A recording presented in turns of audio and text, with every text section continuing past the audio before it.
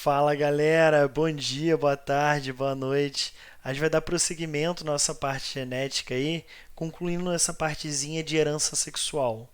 Aquele restinho que faltou de herança ligada ao X, ligada ao Y, e influenciada pelos cromossomos sexuais, beleza? Influenciada pelo sexo. A primeira que a gente vai ver é a herança ligada ao sexo. A herança ligada ao sexo é também chamada de herança ligada ao X. Beleza?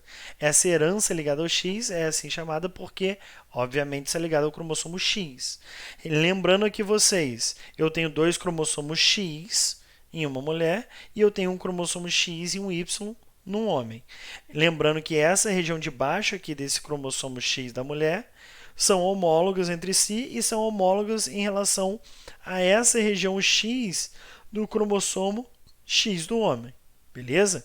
Essa parte de baixo aqui, dos dois X da mulher, são homólogos entre si e são homólogos também com essa região de baixo aqui do cromossomo X do homem. Tá?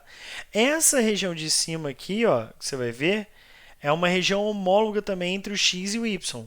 E também vai ser uma região homóloga entre o próprio X e X.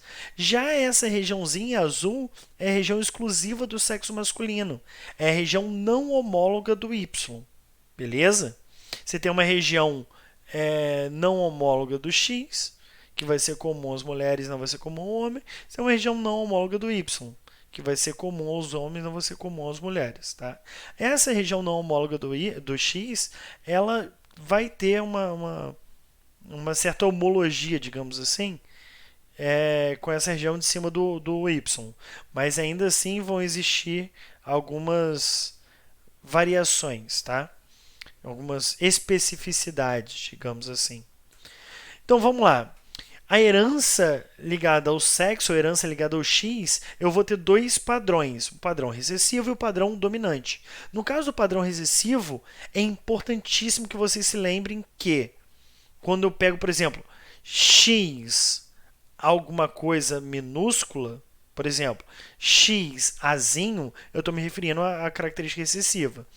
Nesse contexto, essa herança ligada ao sexo, essa herança ligada ao X, que é recessiva, vai ser muito mais comum em homens, tá?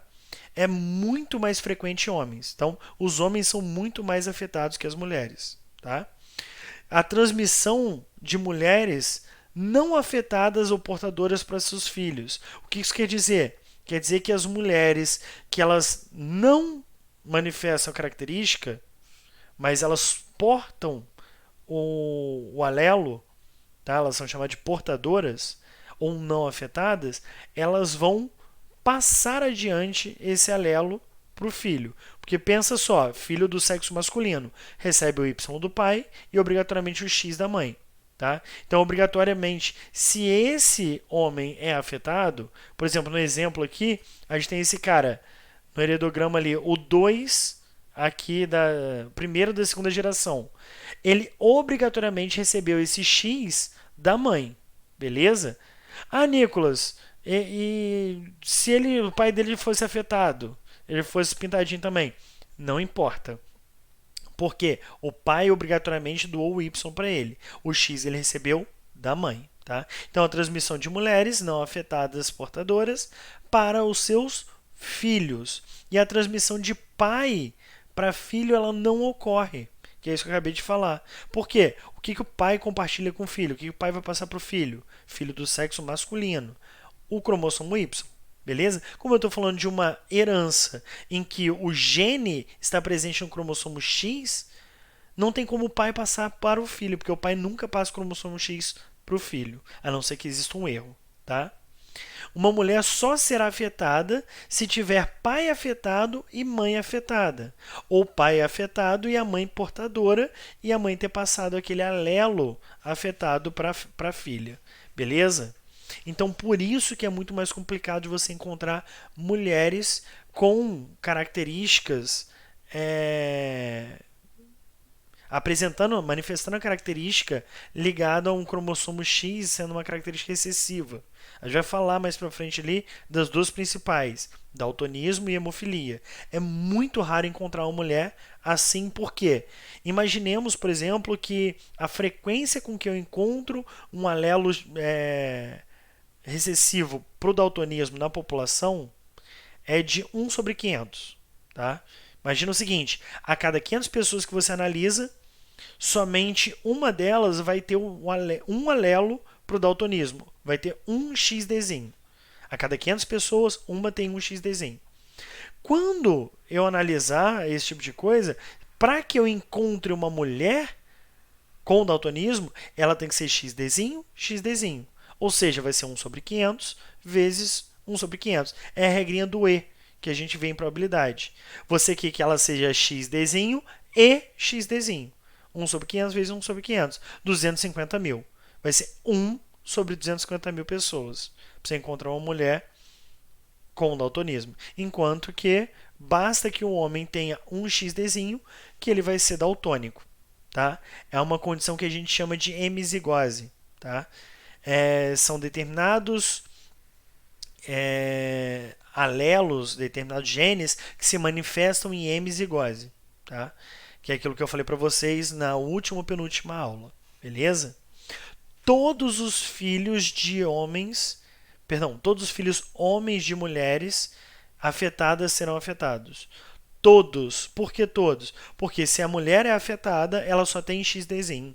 Ela só tem um X recessivo. Então ela obrigatoriamente vai passar o X recessivo. Beleza? Pai afetado manda seu gene apenas para suas filhas. Por isso que é impossível um pai afetado manifestar, um filho de pai afetado manifestar a característica. Tá? Então, esse padrão é o padrão que você encontra normalmente em, um heredograma, uma herança ligada ao sexo recessivo. Vai ser diferente de uma herança ligada ao sexo dominante, que a gente vai falar mais pra frente. Beleza?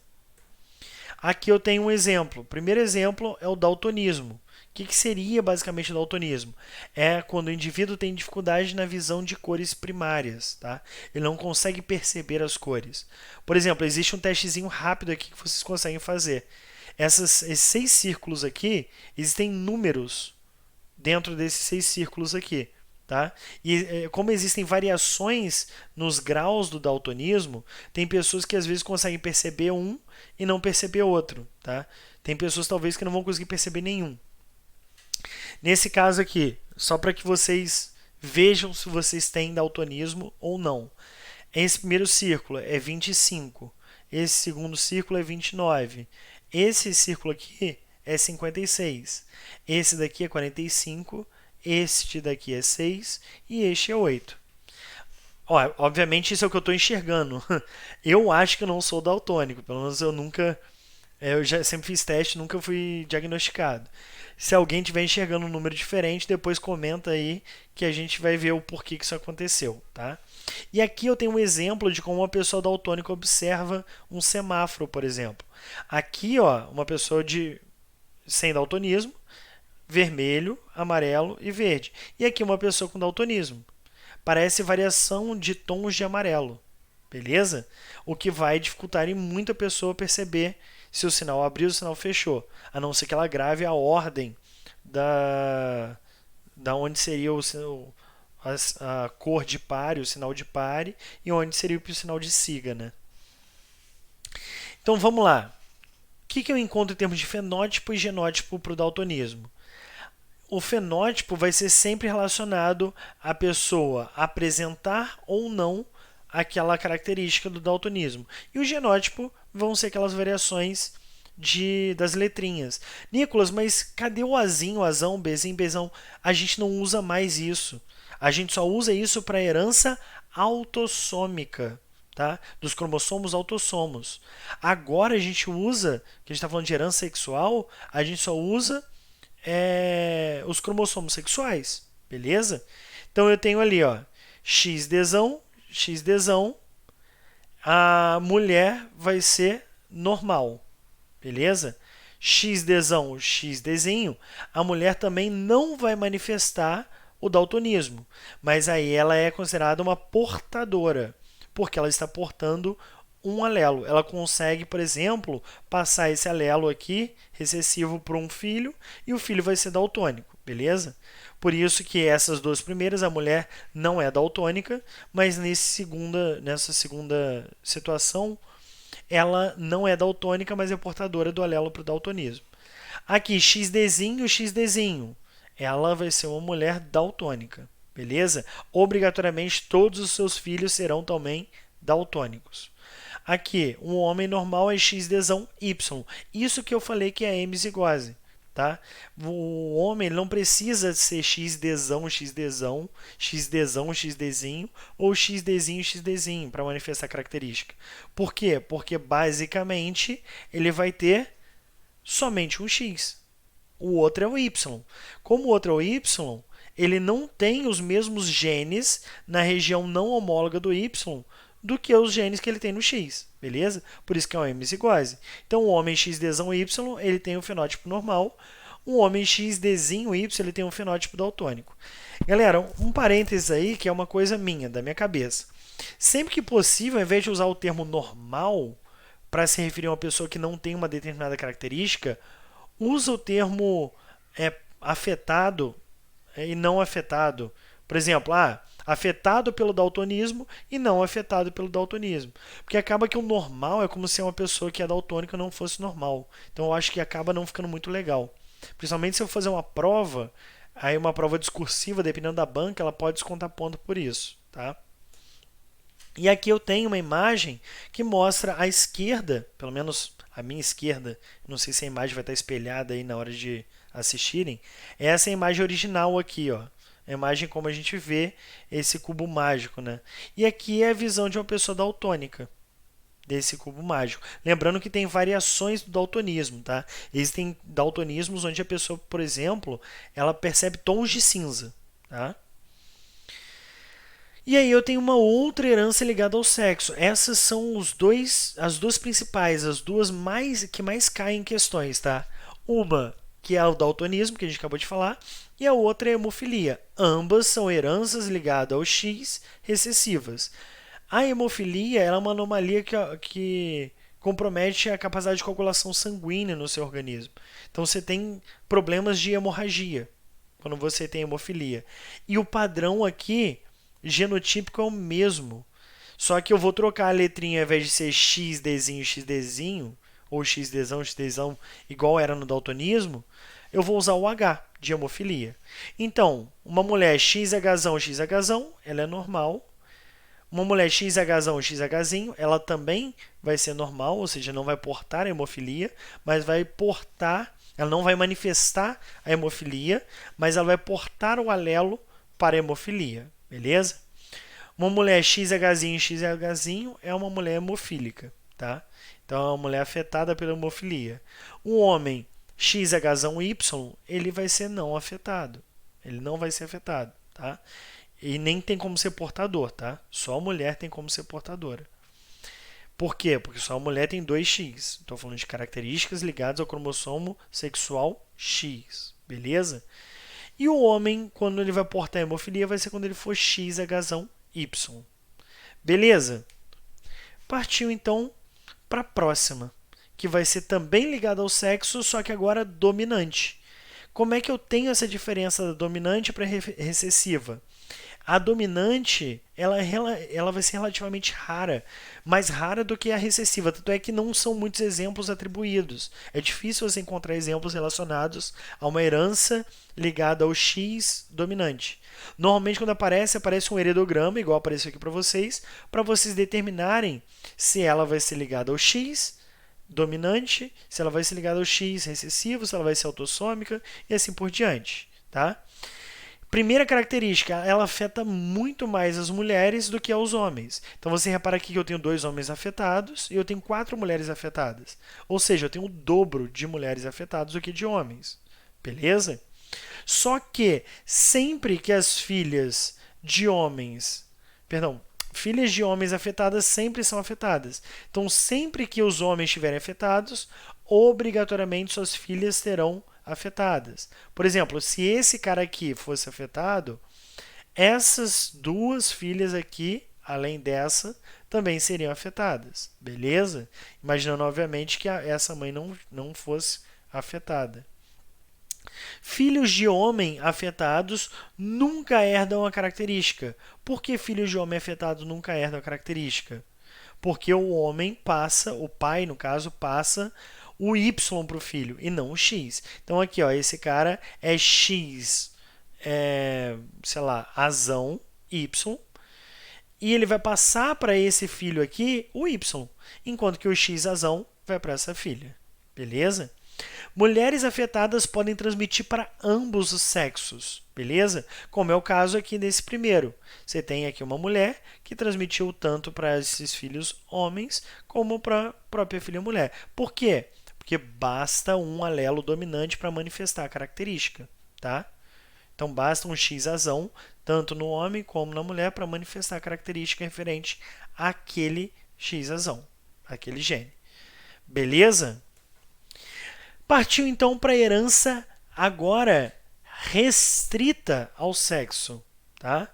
Quando eu tenho ligada ao sexo lá, eu tenho ligada ao X. Quando eu tenho restrita ao sexo, perdão aqui, ó, aqui deveria estar a herança restrita ao sexo e não ligada, eu tenho o que eu chamo de herança holândrica. Ou seja, herança restrita ao sexo, herança ligada ao Y ou herança holândrica, é tudo a mesma coisa, tá? O que acontece? Ela vai ocorrer na região exclusiva do sexo masculino, aqui na região do Y, que só os homens têm. Por que é chamado de holândrico? Porque holo é todos e andros é masculino. Então, é característico a todos os homens. Ou seja, é uma doença exclusiva, perdão, não necessariamente uma doença, é uma herança exclusiva dos homens. Beleza? Fator dominante de testículos ocorre na 7ª semana de desenvolvimento embrionário. O que é esse fator? Esse fator está diretamente relacionado com o cromossomo Y. E é ele que vai determinar desenvolvimento de características secundárias masculinas.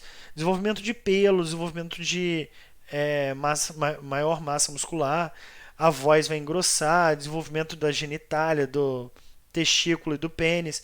Nicolas, mas um bebê vai nascer com barba? Um bebê vai nascer musculoso? Não, isso vem depois de acordo com o efeito secundário de testosterona. Mas a partir dessa 7ª semana de desenvolvimento embrionário, esse fator determinante de testículo é o fator que está relacionado a um gene, por exemplo, que está no cromossomo Y, que só homens vão ter testículos. Beleza? Porque está numa região exclusiva do sexo masculino, na região do Y, que não é homóloga à região do X. Beleza? Então só os homens têm. E uma outra coisa interessante é a hipertricose auricular. Hipertricose auricular é muito pelo na orelha. Hiper é muito, tricose vem de pelo, auricular de orelha. Tá? É também ligado ao Y, só que com penetrância incompleta. O que isso quer dizer? Isso quer dizer que por mais que eu tenha o alelo, eu posso não manifestar a característica. Beleza? Mas quando manifestado, vai ser dessa maneira aqui. Ó. Você repara que, por exemplo, esse cara tem, esses três caras têm, eles vão ter em quantidades diferentes, intensidades diferentes. Isso é uma penetrância incompleta. Eu posso ter uma hipertricose auricular, só que os pelos das minhas orelhas serem mais curtos, serem mais reduzidos, tá? E aqui eu tenho o heredograma característico. Sempre quando só tiver homem e todos os homens, por exemplo, esse cara aqui foi afetado, obrigatoriamente todos os filhos serão. Por quê? Ele passou os cromossomos Y para os seus filhos. Então, transmitido de pai para todos os filhos. Sempre quando você tiver um pai com todos os filhos afetados, eu estou falando de heredograma onde a herança é restrita ao sexo ou restrita ao Y. É uma herança holândrica. Beleza? E por fim, para a gente fechar a nossa aula, eu tenho herança influenciada pelo sexo.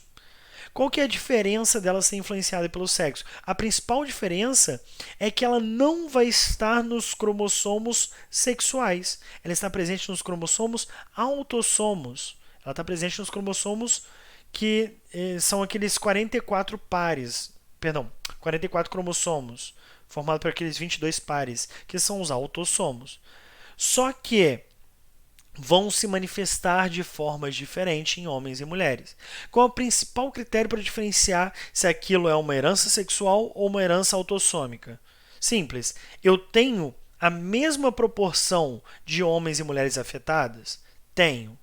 Então aquilo é autossômica. Ou existe uma grande chance de ser autossômica. Essas são outras coisas que você tem que ver para determinar com certeza.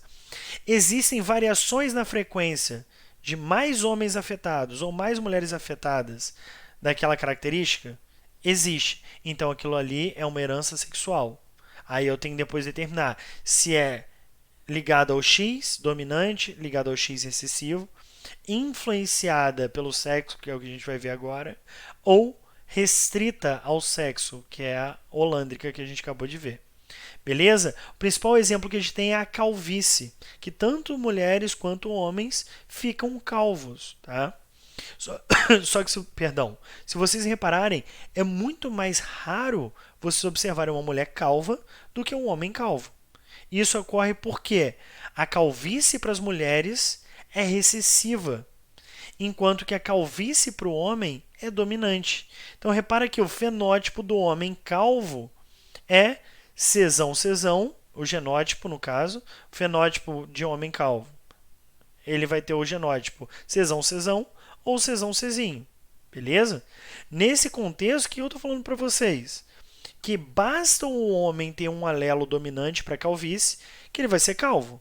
Tá? Qual que é a única possibilidade do homem não apresentar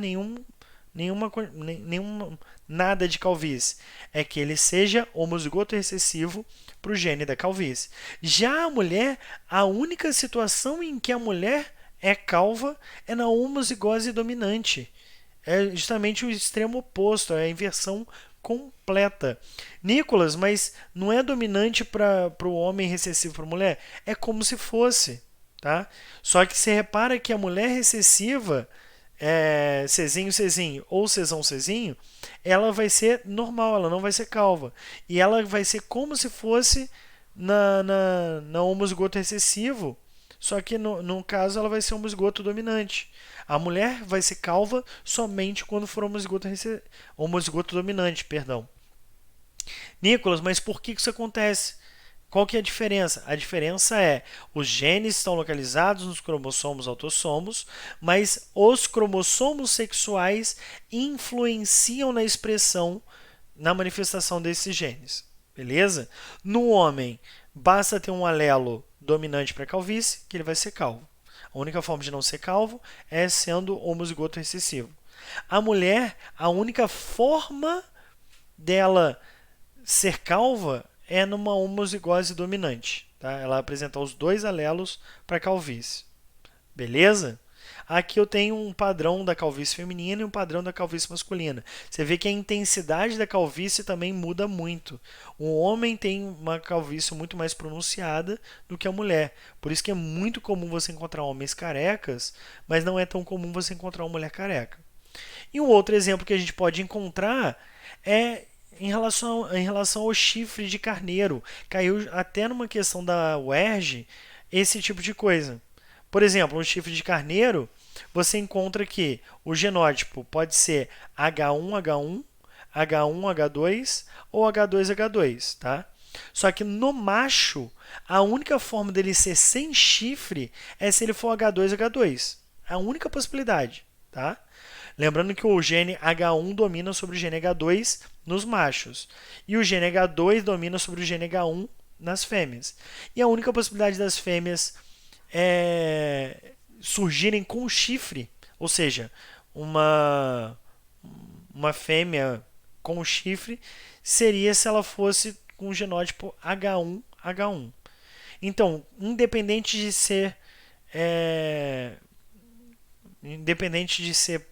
perdão,